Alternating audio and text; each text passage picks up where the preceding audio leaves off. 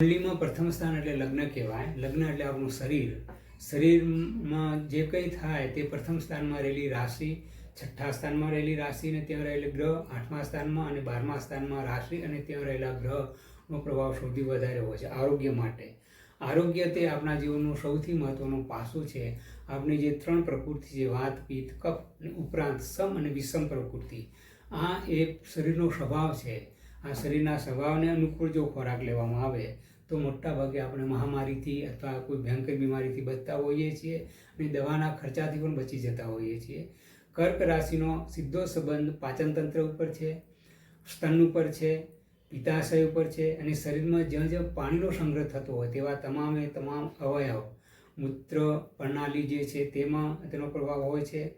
પછી માનસિક રીતે હોય છે. શરીરના જે માનસિક જે ડિપ્રેશનમાં ઘણી વખત આવી જતા હોય છે આવા લોકો, કારણ કે બહુ ક્રિયાશીલ રાશિ છે.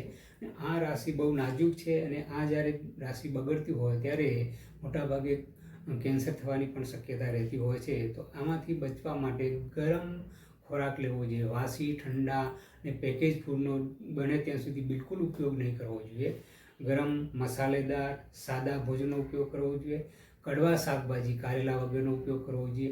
મધનો ઉપયોગ કરવો જોઈએ અને આદુનો ઉપયોગ રોજ કરવો જોઈએ. કર્ક રાશિવાળાએ ભગવાન શિવની ઉપાસના કરવી જોઈએ દર સોમવારે શિવજીના નામનો ઉપવાસ કરવો જોઈએ. ભગવાન શિવની આરાધના સાથે સોમવારનો ઉપવાસ 1 દિવસમાં અઠવાડિયામાં કરવો જોઈએ અને ચાંદીના વાસણમાં ખાવા પીવાનું રાખવું જોઈએ. બને ત્યાં સુધી ચાંદીના વાસણનો ઉપયોગ ખાવા પીવામાં કરવાની કોશિશ કરવી જોઈએ અને ચાંદીની ધાતુમાં મોતીનો નંગ જે ચંદ્રના પ્રભુત્વમાં આવે છે તે પહેરી રાખવો જોઈએ. પ્રથમ સ્થાન એટલે આપણું શરીર ને ત્યાં રહેલી રાશિ તે આપણી મેઇન રાશિ કહેવાય. તેનો સ્વામી લગ્ને હંમેશા બળવાન હોવો જોઈએ.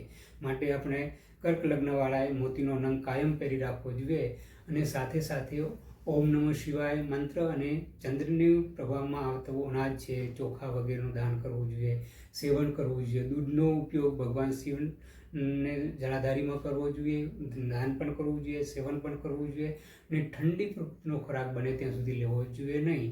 પ્રકૃતિ પ્રમાણે ખોરાક લેવાથી મોટા ભાગે કોઈ પણ મહામારી થતી નથી.